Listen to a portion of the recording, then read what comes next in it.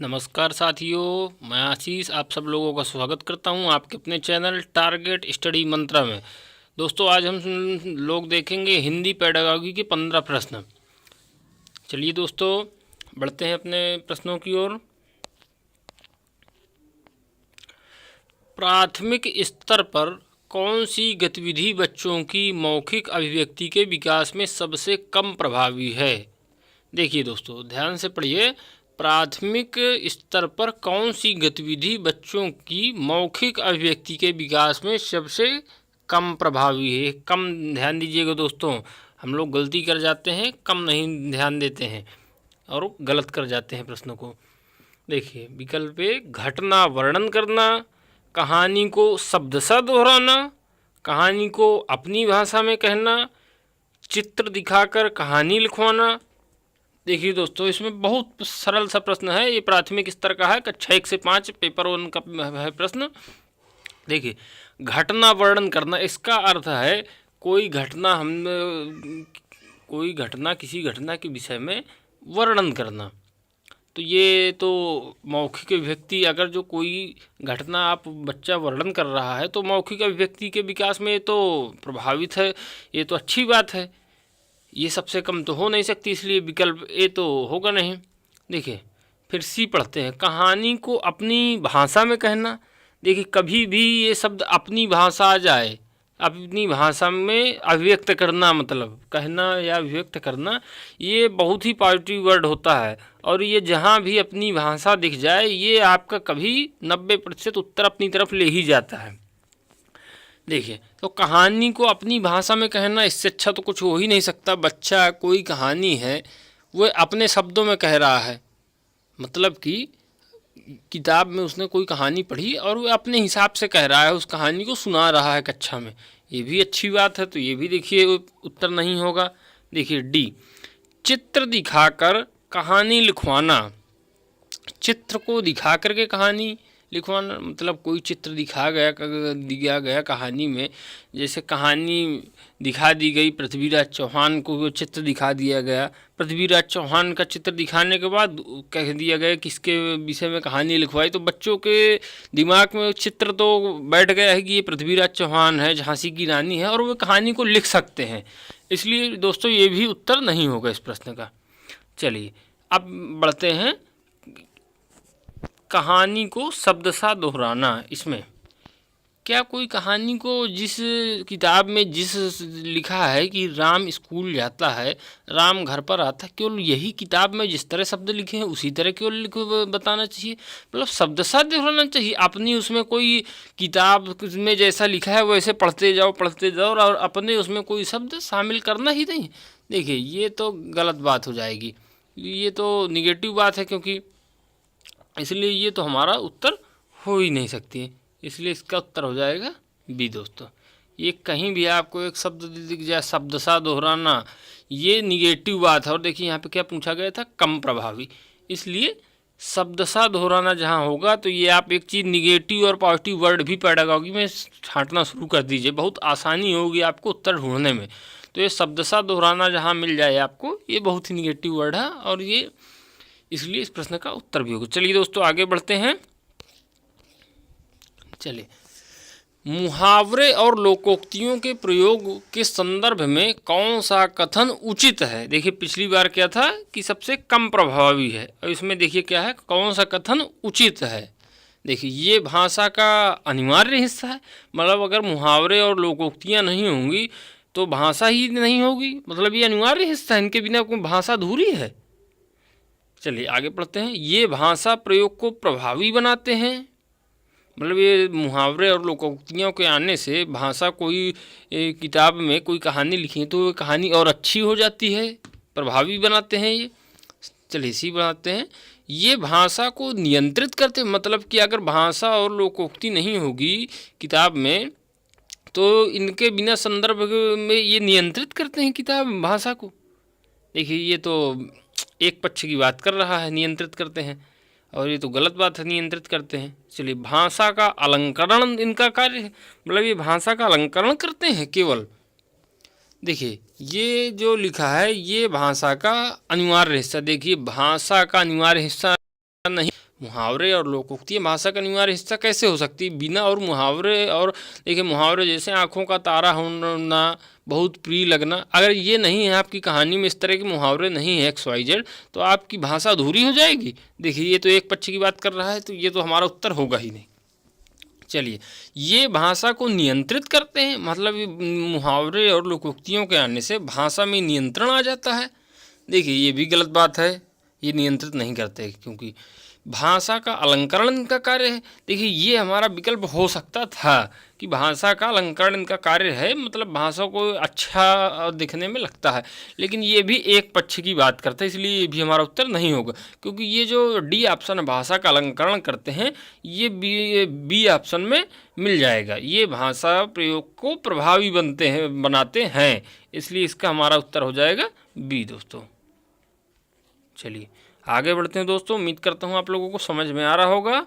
चलिए दोस्तों देखिए, नीता ने सभी बच्चों को एक अनुच्छेद का मतलब पैराग्राफ होता है, गद्य पद अनुच्छेद, इंग्लिश में पैराग्राफ बोलते हैं, अनुच्छेद दिया जिसमें प्रत्येक 5वें शब्द की जगह रिक्त स्थान था। मतलब कोई एक पैराग्राफ था, उसमें प्रत्येक 5वें शब्द में खाली स्थान, इस तरह जगह रिक्त स्थान था जिसे बच्चों को भरना था। नीता ने किसका प्रयोग किया, मतलब इसमें किस चीज़ का प्रयोग किया नीता ने? ये जो खाली स्थान है, तो ये भाषा शिक्षण की कौन सी विधि होगी, क्या होगा? देखिए पठन शिक्षण, मतलब केवल पढ़ने के लिए ही ये पठन शिक्षण होगा, ये केवल लिखने के हिसाब से उसने अनुच्छेदों में रिक्त स्थान दिया होगा, या केवल व्याकरण? तो देखिए ये तीनों एक पक्ष की बात कर रहे हैं, इसलिए ये ए, बी और सी हमारा उत्तर नहीं होगा, और ये जो डी है ये हमारा उत्तर होगा, क्लोज परीक्षण। क्योंकि जो डी है रिक्त स्थान वो दे रही है, तो क्लोज परीक्षण वो देखना चाहती है बच्चों का। चलिए आगे बढ़ते हैं दोस्तों। बच्चों में डैश और डैश के माध्यम से लेखन कौशल का विकास किया जा सकता है। चलिए, रेखांकन और चित्रांकन के माध्यम से, चित्रांकन और लिपि चिन्हों के माध्यम से, रेखांकन और लिपि चिन्हों के माध्यम से, लिपि चिन्हों और अक्षर बनावट के माध्यम से। देखिए फिर से पढ़िए, बच्चों में खाली स्थान और डैश के माध्यम से लेखन कौशल का विकास, यहाँ पे देखिए लेखन कौशल का विकास किया जा सकता है।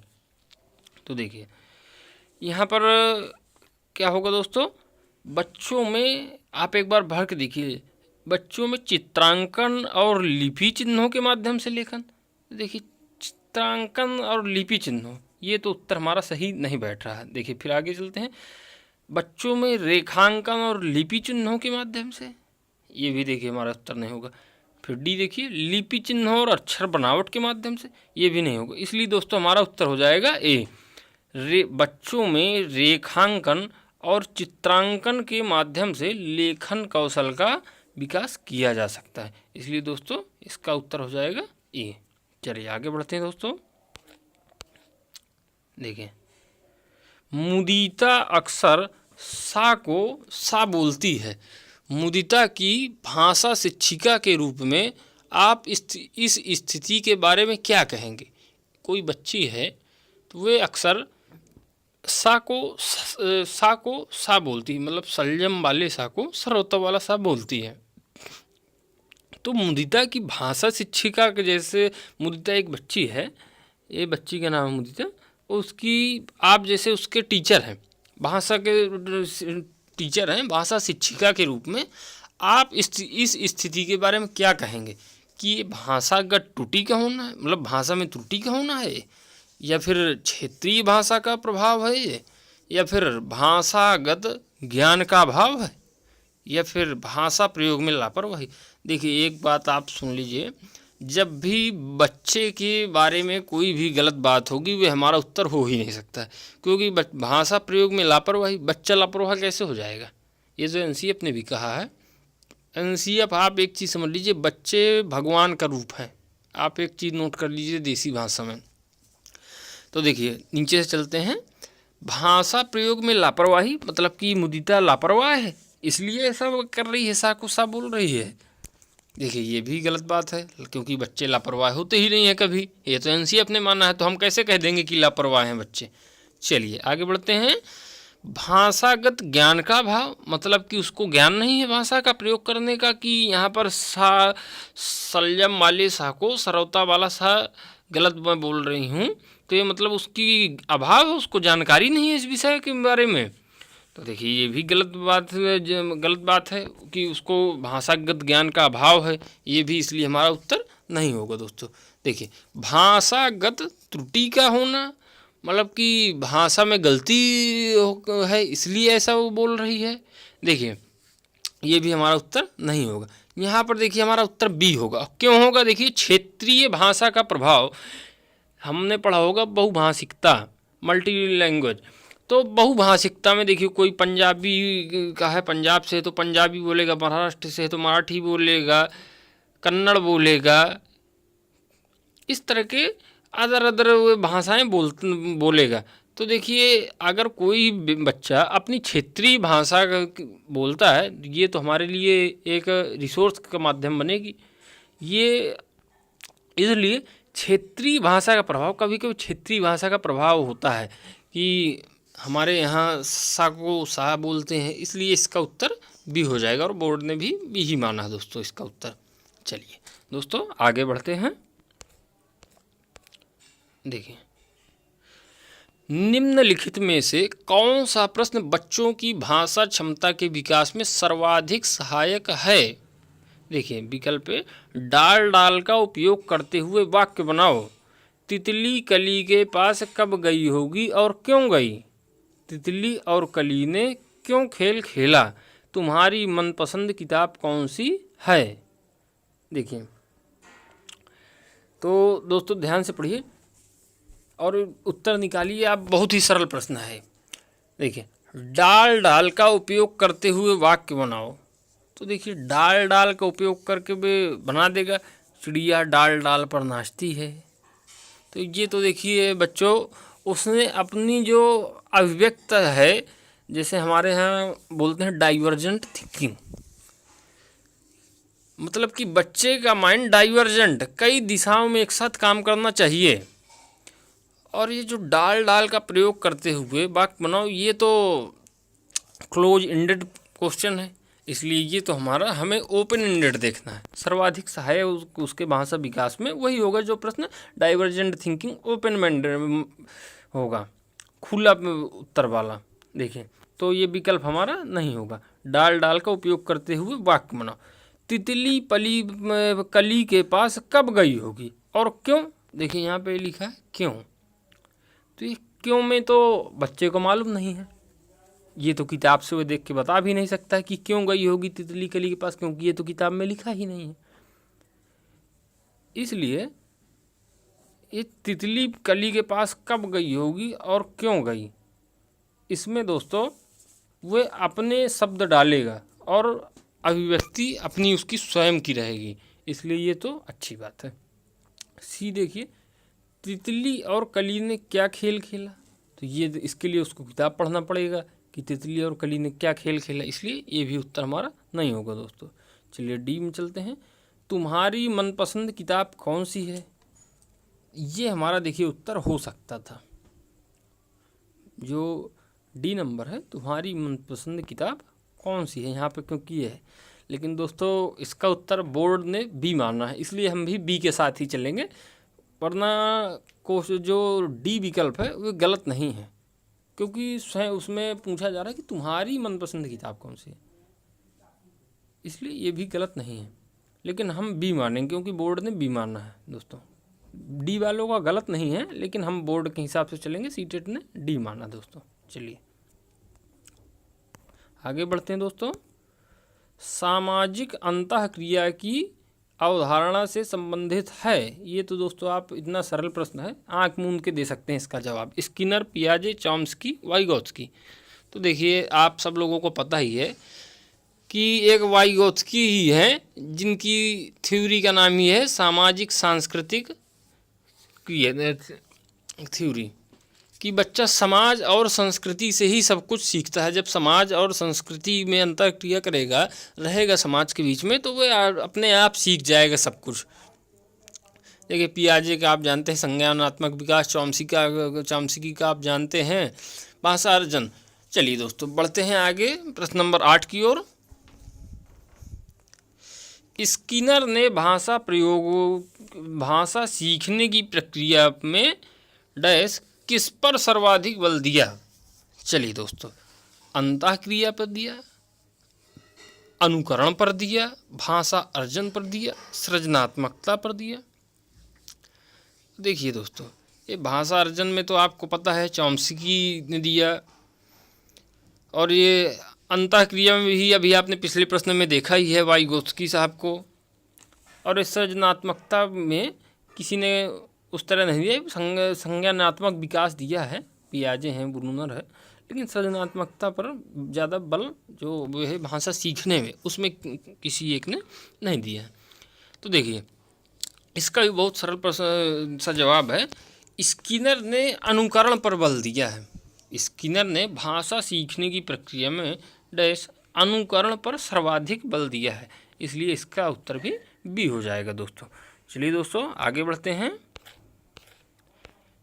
चलिए, बच्चे की भाषाई क्षमताओं के आकलन के लिए सर्वाधिक सहायक है।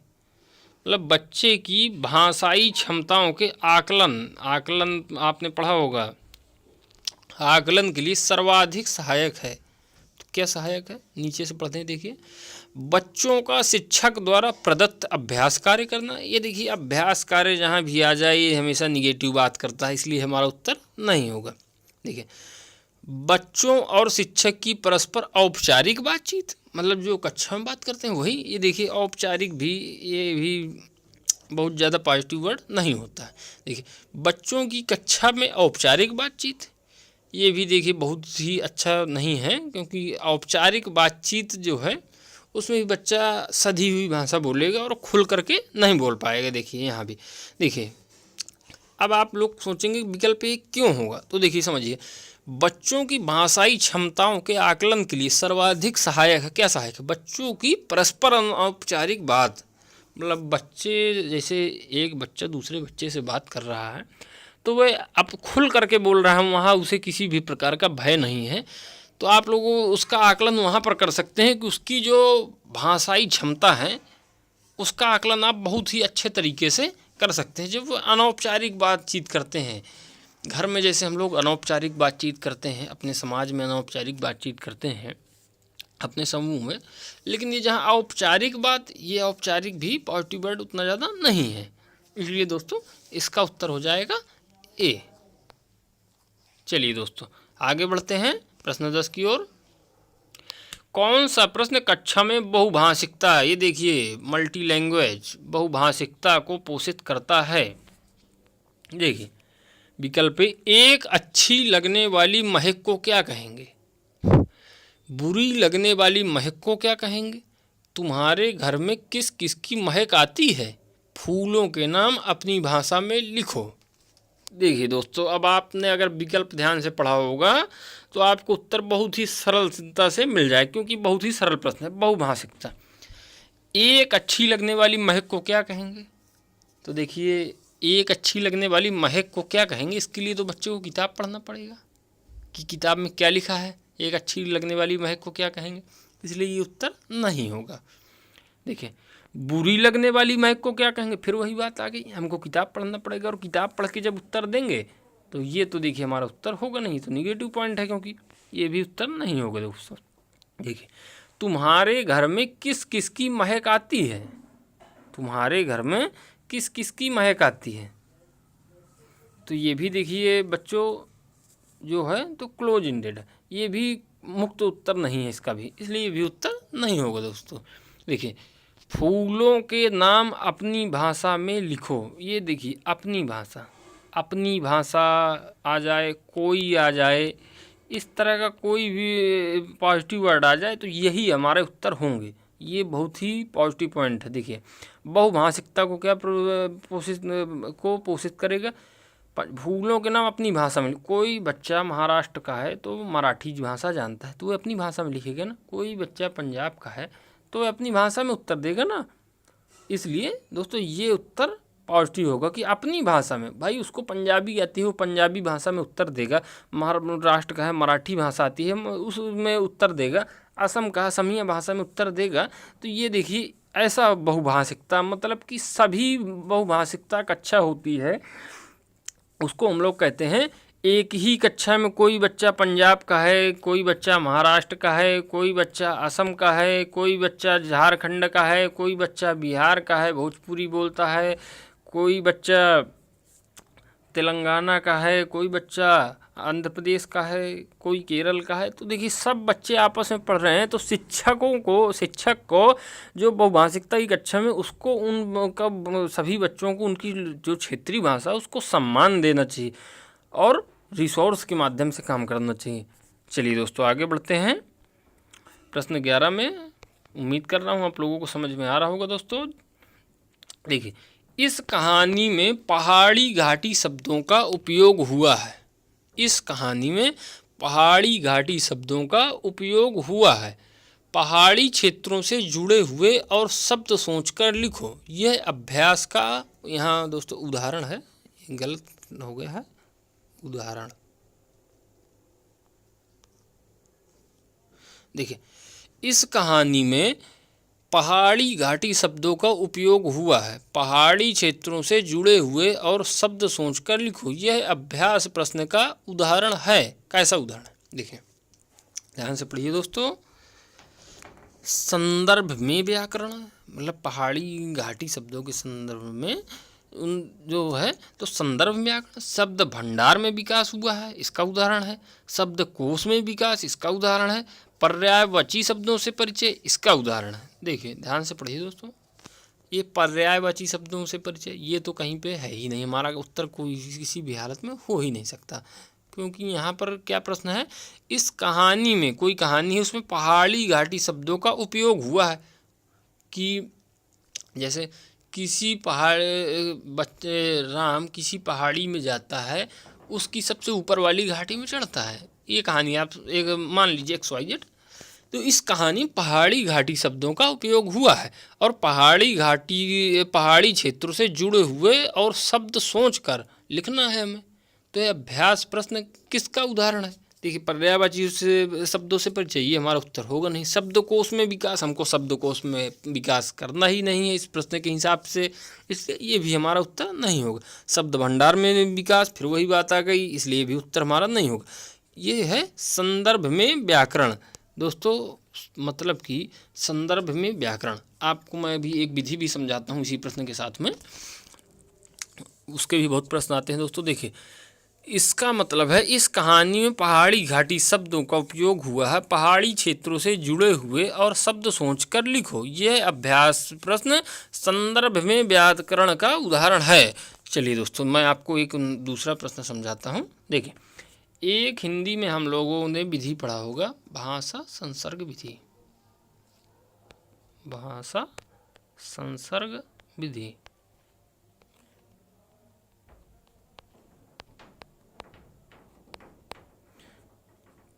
ठीक दोस्तों, भाषा संसर्ग विधि। देखिए तो ये जो भाषा संसर्ग विधि है तो देखिए ये क्या है। जैसे आप हिंदी की पुस्तक है आप लोगों ने पढ़ी होगी, ईदगाह एक पाठ है, 6 या 7 में है, ईदगाह नाम का पाठ। तो देखिए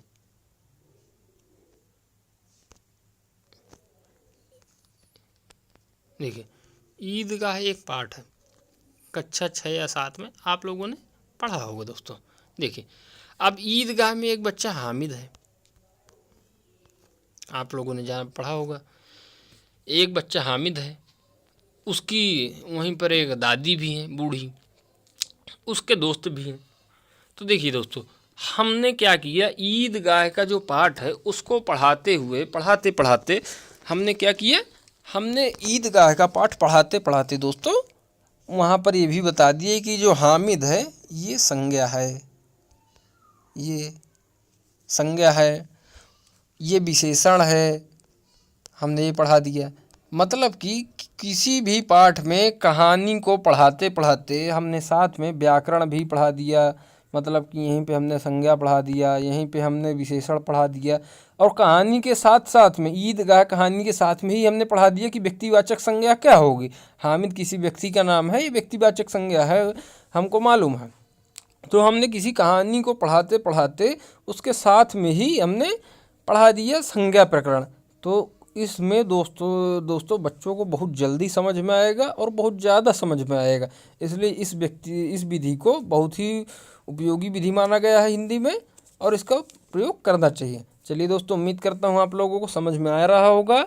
जहाँ भी समझ में ना आए दोस्तों, आप कमेंट कर सकते हैं और अपने सुझाव भी कमेंट बॉक्स में हमको दे सकते हैं, तो उसमें सुधार किया जाएगा जो भी कमियाँ होंगी दोस्तों। चलिए आगे बढ़ते हैं।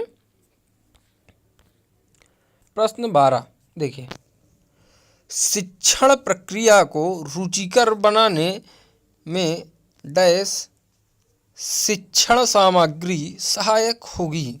ऑडियो वीडियो, वैविध्यपूर्ण, वीडियो परक, पत्र पत्रिकाएं। देखिए दोस्तों, फिर से एक बार पढ़िए। शिक्षण प्रक्रिया को रुचिकर बनाने में शिक्षण सामग्री सहायक होगी।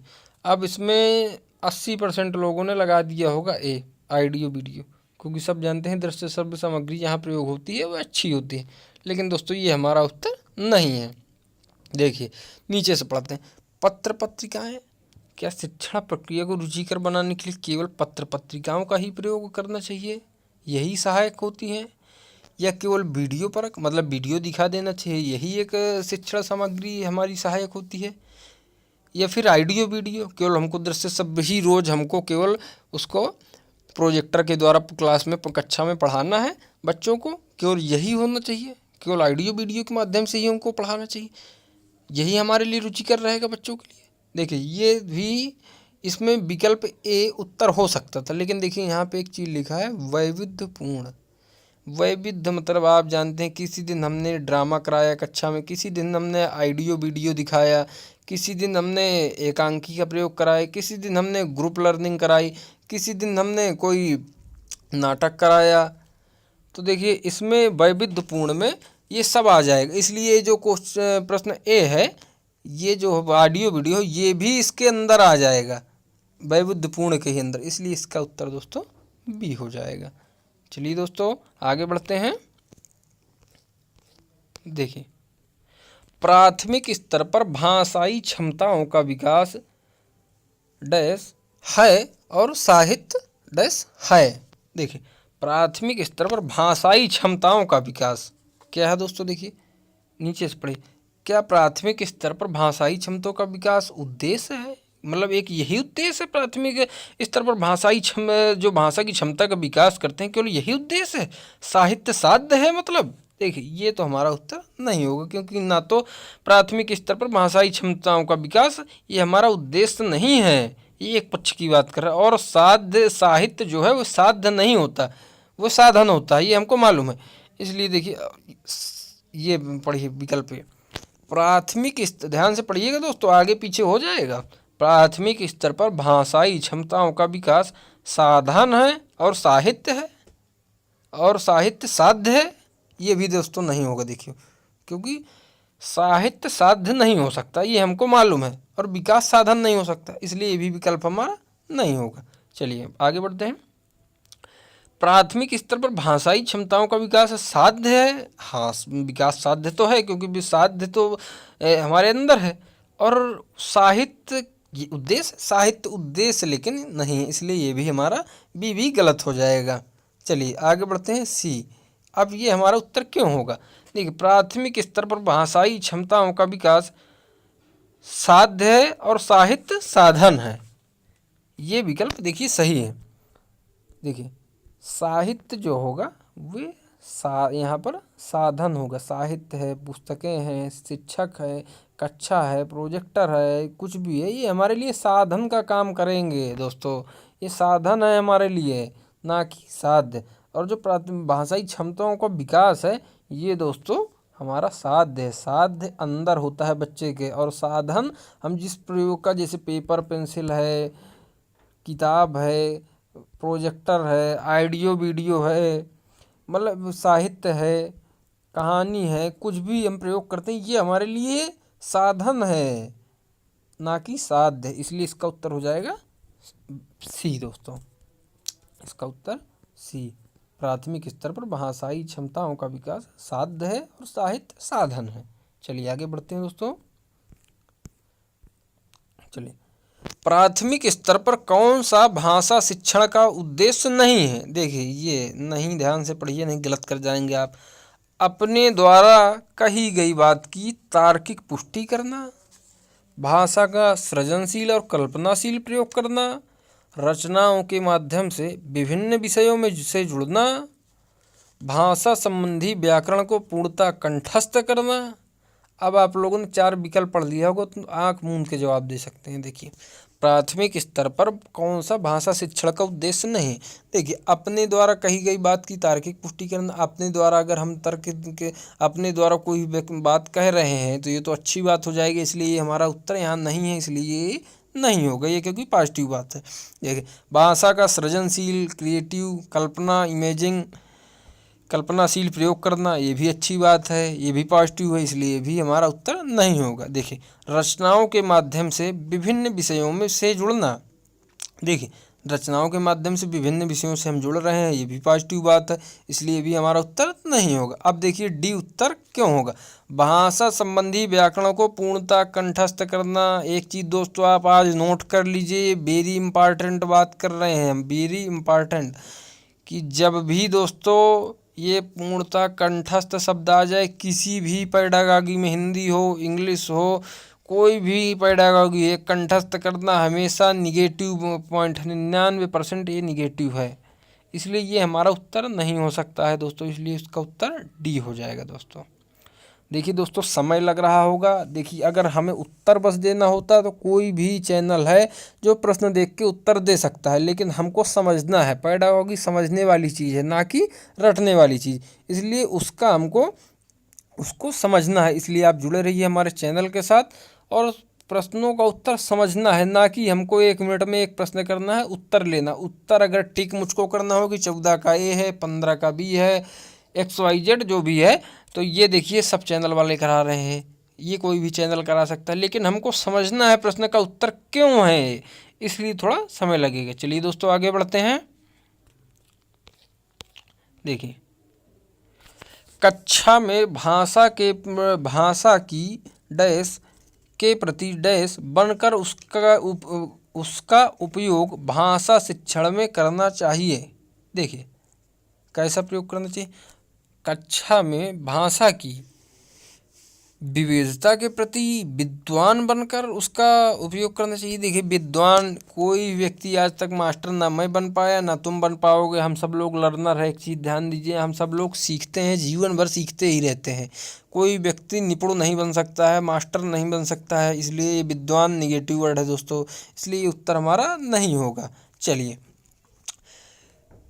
कक्षा में भाषा की विविधता के प्रति संवेदनशील बनकर उसका उपयोग भाषा शिक्षण में करना चाहिए। ये तो दोस्तों देखिए पॉजिटिव बात है, इसलिए ये हमारा उत्तर हो सकती है, लेकिन हमें फिर भी आगे पढ़ना चाहिए। कक्षा में भाषा की संवेदनशीलता के प्रति कठोर बनकर, संवेदनशीलता के प्रति कठोर बनना है, मतलब हमको कठोर बनकर उसका उपयोग भाषा शिक्षण में करना चाहिए। ये भी देखिए दोस्तों गलत है बात। देखिए, कक्षा में भाषा की एक रूपता के प्रति संवेदनशील बनकर उसका उपयोग भाषा शिक्षण, कक्षा में एक रूपता हमको नहीं करना है दोस्तों, इसलिए हमारा उत्तर आसानी से बी हो जाएगा। कक्षा में भाषा की विविधता के प्रति संवेदनशील बनकर उसका उपयोग भाषा शिक्षण में करना चाहिए। चलिए दोस्तों आगे बढ़ते हैं, इसलिए इसका उत्तर हो जाएगा दोस्तों बी। चलिए दोस्तों आगे बढ़ते हैं। चलिए, आप 15 ही क्वेश्चन थे, तो धन्यवाद दोस्तों। आप सब लोगों ने अगर हमारा चैनल सब्सक्राइब नहीं किया तो दोस्तों सब्सक्राइब हमारा चैनल ज़रूर करिए, और बेल आइकन दबाना बिल्कुल भी ना दोस्तों भूलिए, क्योंकि आपको हर वीडियो मिलते रहेंगे, नोटिफिकेशन मिलता रहेगा। और अगर आप लोगों को दोस्तों वीडियो पसंद आया हो तो लाइक और शेयर ज़रूर करिए दोस्तों, और कोई भी आप लोगों के सुझाव हो तो आप कमेंट बॉक्स में दे सकते हैं। चलिए हम लोग विदा लेते हैं, अपने ध्येय वाक्य के साथ आपका लक्ष्य आपको ज़िंदगी में बड़ा बना सकता है, इसलिए अपना लक्ष्य दोस्तों निर्धारित करिए। चलिए दोस्तों, धन्यवाद आप सब लोगों का, बहुत बहुत धन्यवाद।